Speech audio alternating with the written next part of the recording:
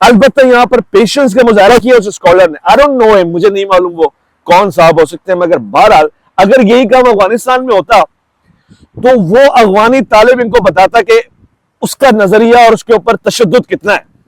इसके बिल्कुल बरक्स ईरानी इस आलमी ने, इस स्कॉलर ने ना सिर्फ ये कि तहम्मुल से काम लिया, बल्कि खामोशी के साथ अपनी नशिस्त ली, मुंह से भी एक अल्फाज नहीं बोला जिससे उसको तौहीन महसूस हो या एक जंग महसूस हो। हालांकि इसमें स्कॉलर की तौहीन हुई है। एक खातून ने सर पे मामा उतार के अपने सर पे ओढ़ लिया और जो 4 बातें उसने कही है सबके सामने, it's really embarrassing moment for that scholar.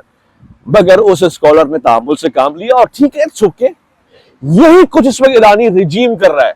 जो कुछ भी उस पर नफरत और हमले हो रहे हैं, पी रहा है सब्र का गुट और वक्त का गुजारा कर रहा है। खवातीन और हज़रात, इंपॉर्टेंट बात मैं आपको बता रहा हूं, खातून के बारे में पता लगाया गया कि इसका ताल्लुक अफगानिस्तान से है। ये या तो अफगानी खातून है या फिर इसके एंसेस्टर, पुरानी फैमिली, और ये जब से आबाद हुए देवर माइग्रेंट्स। सो इससे ये अंदाजा हुआ है कि ईरान में अब अफगानियों का इस्तेमाल करते हुए ईरानी इनकलाब को दबाया जा सकता है। One factor. दूसरा फैक्टर खवातीन का। अब यहां पर अगर वापस मिल जाए तो तबाही है। तो ईरान ने इससे सबसे पहले इसको निकालना शुरू किया। दूसरा, मोरल फोर्स उन्होंने बनाई हुई थी अपनी खवातीन को पर्दा कराने के लिए और उनको समझाने के लिए। आपको मालूम है रिसेंट डेज में उन्होंने इसको एक दिमागी और नफ्सियाती इलाज से बिल्कुल जोड़ दिया, तमसील कर दिया है। यानी अगर किसी खातून ने अगर पर्दा नहीं करना और भराना होना है तो ये जुर्म बाद में है, नफ्सियाती मसला पहले है।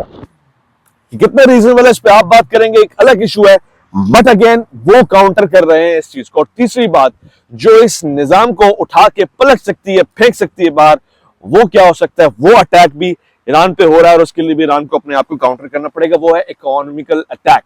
मईशत को इतना गिरा कर, इतना डाउनफॉल कर दिया जाए कि एक आम आदमी जिसको इस्लाम से मोहब्बत हो, निजाम चाहता भी हो, बट वो तंगदस्ती का शिकार इतना हो जाए, उसके घर में खाने को ना हो, तो फिर वो मुल्ला को भी मारेगा और वो मुल्लायत को भी डांटेगा और इस निजाम से नफरत करेगा। आपके शदल में नहीं है, और है तो मैं आपको बारहा रिपीट करके बताना चाहता हूं, वेस्ट के बहुत सारे ऐसे मुल्क में, ममालिक में बाहर प्रोटेस्ट हो रहे हैं जिसमें एक्स